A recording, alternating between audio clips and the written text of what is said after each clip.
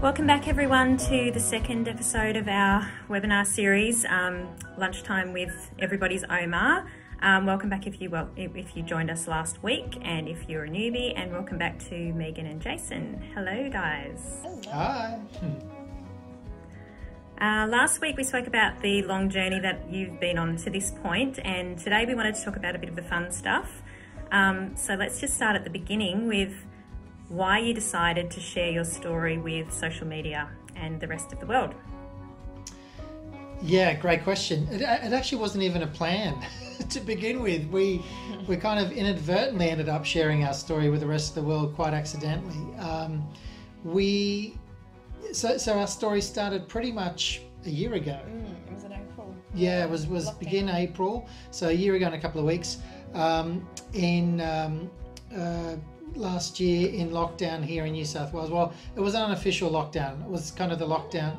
Was it a lockdown? Yeah, it was just before Easter. I thought it was a bit. We kind of made a bit of a call to keep our kids home from school, all in the interest of keeping Omas safe as well. And what we realised at that stage by keeping her at home is, apart from her getting a bit of cabin fever, was that her missing out on her regular outings to go out to a cup of coffee during the day in the morning, her Tuesday shopping at the local supermarket, all those sorts of things were really quite dramatically changing her confidence levels. Her anxiety was rising, and it was really creating a bit of a stress. So we really, the initial idea behind that very first video we did with the home supermarket was to create an environment for her where she could kind of have a bit of fun and relax in, and we all as a family could enjoy in that process at the same time. So innocently enough, we said, yeah, we're gonna. So I went out the night before, I think, to the supermarket with my mask on and everything, and went and bought all the stuff that she normally gets, and then we brought it home, and then the following morning we set it all up in our living room on a big long bench. And we got the whole family involved. We printed out little name tags for everyone to pretend they were I think it was Coles staff. And then Levi, my teenage son, became the cameraman, and we said, well, we're going to film this because it'll be fun for us to remember, but also I was going to put it up on my Facebook page for my friends and my family to see. So we did that. We filmed it and did a very basic little kind of edit on it, and then just stuck it on Facebook and kind of just forgot about it, thinking that's all right. We had our fun and went to bed. And then, have you ever had one of those evenings where your phone just keeps on you keep getting alerts, you forget to turn your notifications off? And it just kept buzzing all night long, and I couldn't get, anyway, woke up the next morning and the thing had gone berserk, and we're just getting all of these notifications of the shares of the video. And I think by the time we woke up the next morning, it was up to 1.4 million views overnight, and so we knew something had happened. And then we started seeing it popping up on all these news channels, and and the rest is history. Wow. So when did you realise that you'd sort of found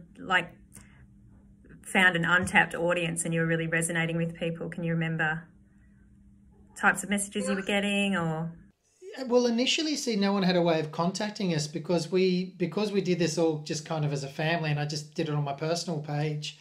It was through my friends sharing it that it ended up going viral, and then the news agencies picked it up and then they ran with it. So there was really no way. Media were getting hold of us for lots of interviews. We actually converted a bedroom upstairs into a live broadcasting room because we're doing that many interviews around the clock with different news networks and radio stations. We had to have a space we'd go in and close the door and do it properly. But it took us, we made a few more videos because we thought, wow, people like this. This is cool. This kept us going as a family and gave us something to do in our lockdown. But then we realized that we were losing a lot of the audience because everyone else was kind of sharing the content, and we had no way of connecting with them. So that's why we started Omas Applesauce. We figured that was a way that we could park all of the videos in the one Facebook page, and then also create a bit of a community through that space as well. And through that, we didn't even realise the community we were going to build. We just thought we'd get maybe a couple of thousand people at best. But that was the great thing. I think once we started seeing community arrive there and bond there and engage. What was your take on that?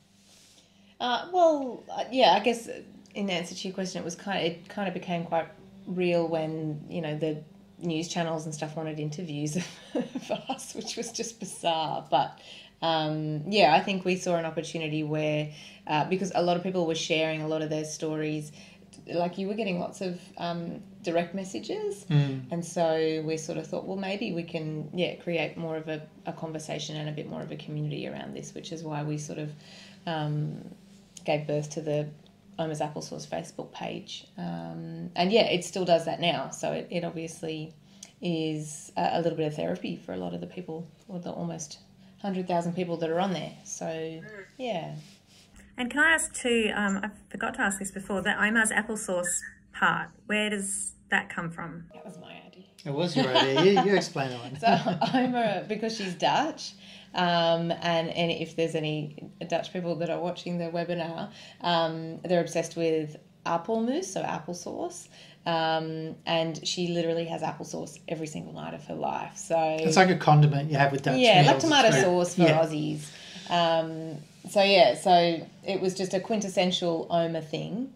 And then I said, why don't you just call it Oma's applesauce? And you were like, yeah, I think so. Yeah. So, well, it's stuck. It's just unusual, and we figured it was nice because it was something that meant something to her too. Yeah, it just feels warm and, you know, like, just feels nice and like a hug, you know, it just feels lovely. Yeah. And I'm assuming you've had mostly positive feedback, but I know you've had a little bit of negative feedback. How have you found best to deal with that? Well, I'll answer first. Oh, good. Okay, go. There was a particular video that we put up, and it was in a time that was really, really stressful. So you were trying to share that experience, I think. And in the stress of putting that video up, Jace probably didn't preface or context the video enough. And so the video got misconstrued by a lot of viewers, and a lot of those viewers were probably outside of the Omas Applesauce regular crowd on Facebook. And that's the hard thing to predict, because you don't know where, once your content starts being shared so much, you don't know who's going to see it and along what part of your journey they connect with you. So we had. So you were getting trolled a lot by the content of the video, and it was about our frustrations and having to deal with being really anxious around mealtime, because we've had to change her meals after a hospitalisation, which I think we spoke about last week. But so you got trolled quite a bit, and I know you were getting a little bit affected by it, but I honestly just wiped it, because I know deep down we're doing a great job, like, and Oma's happy and she's healthy and she's safe. But I don't know how that I would have reacted if I was the person in the video. But I think it would have been different if your name was being mentioned in the trolling. Yeah. I think when your name's personally attached to those sorts of things, you do take some ownership of it. Yeah. And but I did honestly just go, Jason, I'm as happy and safe, and like this, you don't need to listen to anything anybody's saying. You know? Which I know that too, but part of you wants to kind of correct that. And I think for anyone that's had experience of being trolled, or, you know, just bad media or bad press, you know, it's not a good situation to be in when you're trying to do something right, you're trying to do something with wholeheartedly, you know, with good intentions to try and look after someone, and all of a sudden the way some part of your audience sees that thinks you're doing the exact opposite. And so you want to have a voice, you want to have a way of coming out and saying, no, what I'm doing is this. So I learned you couldn't jump on and just answer every single comment. That's one of the downsides of the videos growing as fast as they have within our community too, is the fact that when we were just getting a couple of hundred comments on a video, you could sort of still go on and not respond to everything, but you could try and like as many as you could and respond to people here and there. When you've got a few thousand comments, it's really hard. It's just like, it's really hard. It'd be a full-time job for probably more than one person to sit there and actually go through and comment. And of course that takes us away from Oma. So it was a good experience to go through, because it made us realise that you sometimes, you never know what part of your journey people will come across your story, and to never assume that people know everything about you. So if inadvertently the reason we got trolled was because our followers and fans shared the content to their community who are new to our story. And so, you know, our fans and followers will feel horrified if they knew that them sharing our content ended up, resulting in us getting trolled. But it's understanding the way that social media landscape works. And what I learned from that was, don't just show a tough slice of life. Show a little bit, put a bit of context, bit of background to it. So if I'm about to show something that might be a little bit difficult for an audience to swallow, just give it a little bit of context, introduce what's going on. In this case, I should have just said, look, we've Oma's been in hospital. She's had a really rough time. We've come home. She's had a lot of change, a lot of things going on. We're managing that. And we're looking after her with a lot of love. But I just want to show you how tricky some afternoons get. If I'd just done that in front of the video, we probably wouldn't have had any bad comments. You know? I don't feel like we even had the headspace. It was such an intense just rock and roll time that you didn't even have the headspace to be able to figure that out. Yeah. In a perfect world, in everything in hindsight, you do everything again differently, I suppose. But again, it was just a good learning experience. And, I don't want that to take away, obviously, from the fact that we've got, thousands and thousands of beautiful, very supportive people that are right on our journey, you guys included. And that far outnumbers and outweighs, any negativity. But it's always good to understand that there's compliments and criticisms out there for everything we do. And it's important to share those times that aren't so fun looking. So I think, don't stop doing that. I also wanted to ask you, what is the coolest thing that's come out of this experience, apart from James Corden? You can't go to that one because that's obviously pretty cool. What else stands out as like the coolest moment where you're like, oh yeah, this is fun? What was it for you? I don't know. I think it's... that the James... Sorry. No, we didn't know that. Someone had texted you and said, you're on James Corden tonight. Someone in America? No, yeah, I woke up to a Facebook friend of mine in New York said, they knew nothing of what we were doing. They just said, I just swear I saw you on late night TV here in the States. I went, what show are you watching? He goes, Late Show with James Corden. I'm like, no, that wouldn't be me. And then we just looked into it 12 hours later online, and boom, there it was. Like they'd done this story, yeah. No, I think the coolest thing maybe is like our local shops. And when we take Oma to the local shops, like so many people will wave at her and go, oh, Oma, and they get really excited. And then she really enjoys, not that she thinks she's famous at all, but she just really enjoys interaction with people all the time. So the more people that give her a wave and recognise her, most of the time she really quite enjoys it. So I think that's quite nice that, Yeah. And do you think she understands, do you think she understands a little bit of what's going on? Like, does she know that she's on TV or? Yeah, well, that's how we don't talk about Facebook because that's sort of too difficult to comprehend. But, but I just sort of say to her, I don't know what you say to her, but I normally just say to her, they recognise you from the telly slide. Remember we were on the telly? And, I just kind of, because that's something that she recognises, You'll hear Megan say the word schat. That's actually Dutch for darling. But we're so used to using it in our language, so we just roll it. But it just sounds like an odd word to throw into English.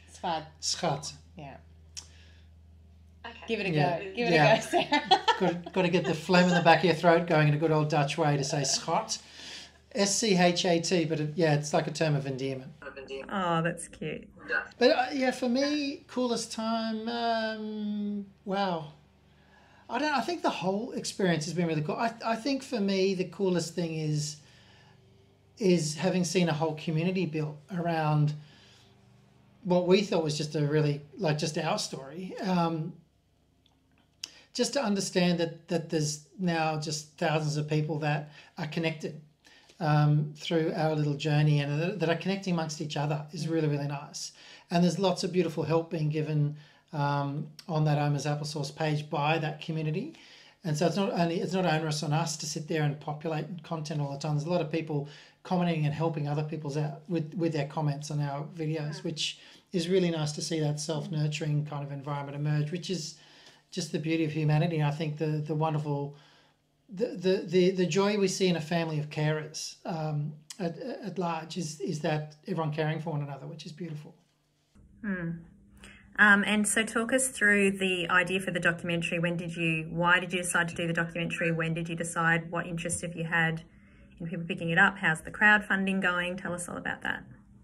Yeah, so the documentary has been bubbling along for a little while. I think we probably spoke of the documentary before we even did, you know, the viral videos, or the videos that went viral, because I've been documenting Mum's life for the last 10 years. Everyone in my family is documented. Nobody is safe. It's public apology. Anyone connected to my family, you're on film somewhere. I just film nonstop. I'm a documentary kind of collector. And particularly since losing my father to cancer 10 years ago, I felt that was my job. My role in the family is to be the collector of story. And I would hate to think that any members of the family have their story lost. Of course, when my father passed and my mother was diagnosed with Alzheimer's and vascular dementia, I realised that really stepped things up a notch, and I needed to really be very mindful about capturing that story. So I always had this vision of doing a longer format story about our journey with Oma. Absolutely, the madness that kicked off last year certainly, I guess, gave us more confidence to pursue that and escalated those plans further forward. At the end of last year, we then initiated a crowdfunding campaign to see whether other people thought it was a good idea for us to make this film, or whether it was just something that was in our head. And I think we ended up crowdfunding around $63,500, somewhere around there. Which was staggering because we were only going for 30. I think our target we set, which we thought was hugely ambitious, was 35,000. So it well and truly exceeded our expectations. And it's beautiful. It's amazing to think that so many people feel that this story is something that needs to be seen by bigger audiences and needs to be shared. And you know, having you guys on board to help us spread the message as well is super important. Getting an industry perspective on aged care, on ageism, on the roles of carers, the roles of families living with dementia and illnesses like that is really, really important. So we are currently, every single dollar that's been crowd raised has been pumped into the production. And at the moment we're at this super exciting stage of pitching and presenting the concept of the documentary to sales agents and distributors. So straight after this call, I've got another one I've got to do. It's a very busy couple of weeks for us. So we've developed like a 20-minute teaser of the style of content that we'll be showing in the documentary, which is what we're showing distributors and sales agents. And then from there, once we get funded to complete the edit, we'll have about 4 months of editing ahead of us. I'm not editing it.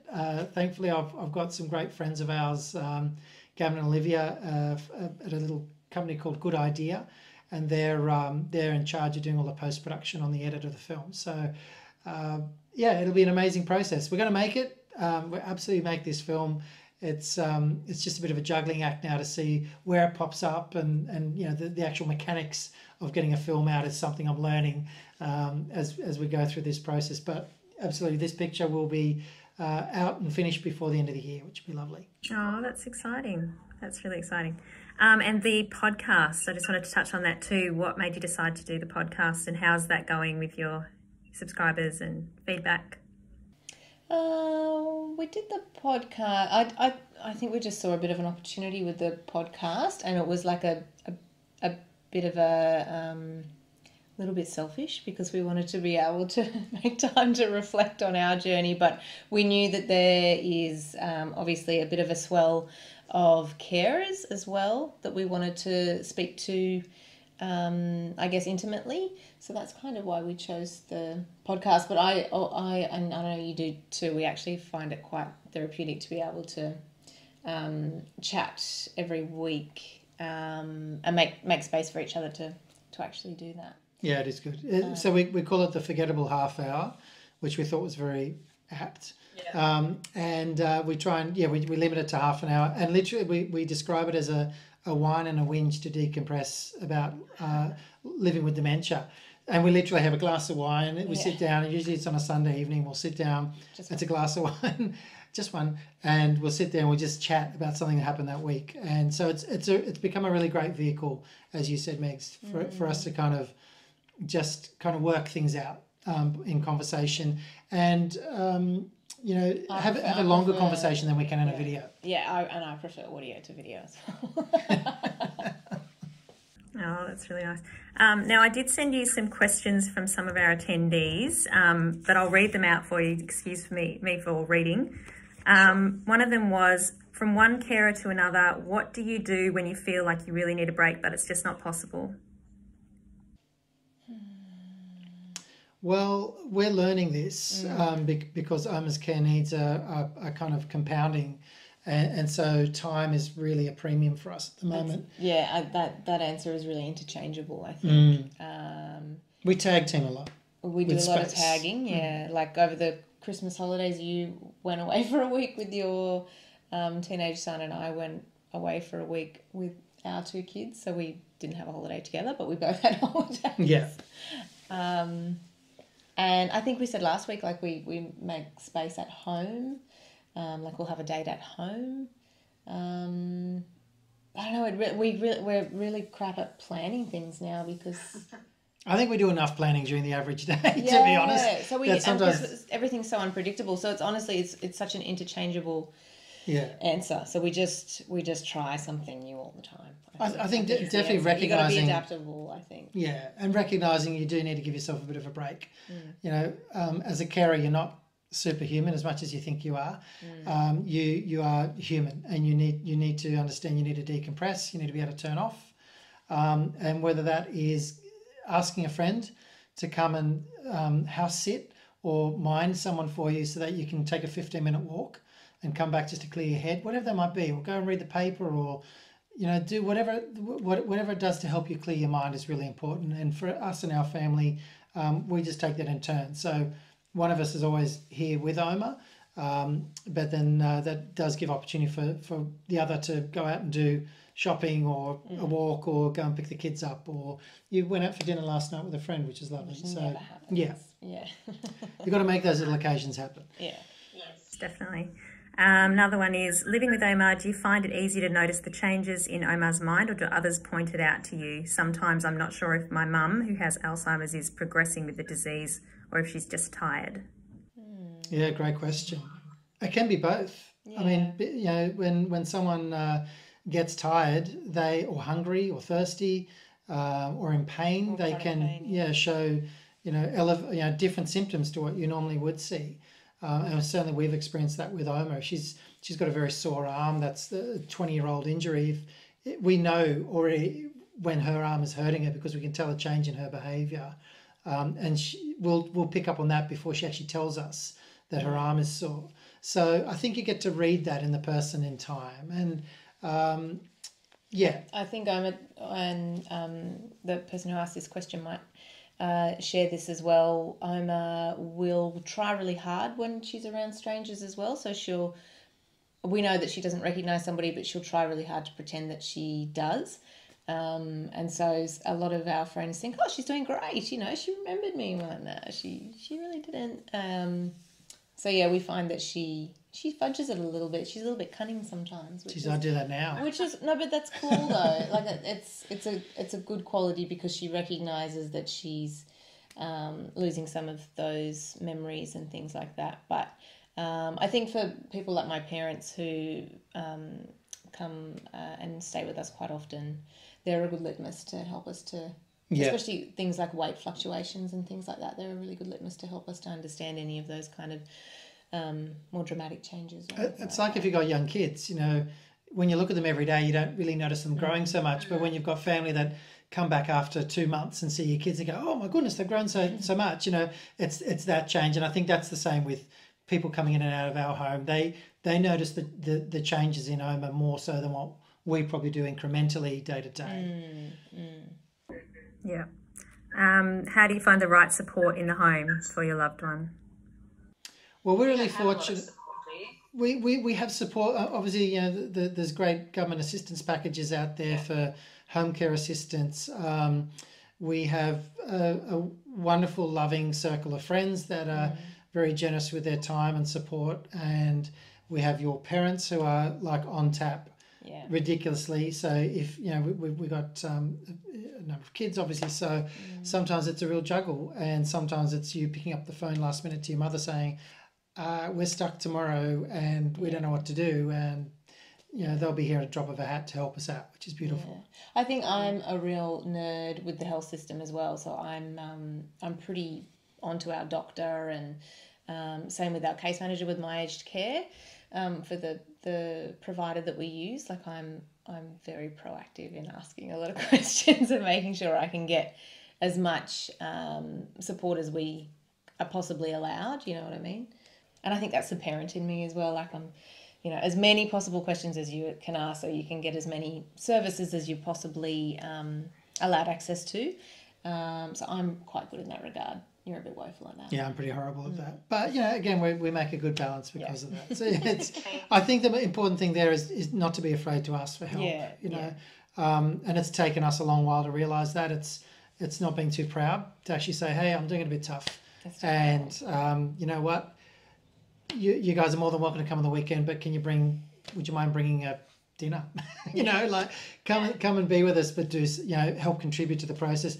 And you know, that's what we've learned is one of the most amazing things is the love of your broader community, your friends, your neighbourhood. Everyone will encircle you with that help when you ask for it. Don't be afraid to delegate. Yeah. Absolutely. Yeah. Yes. Another question was, how will you feel if you can no longer care for Omar? Have you thought that far ahead?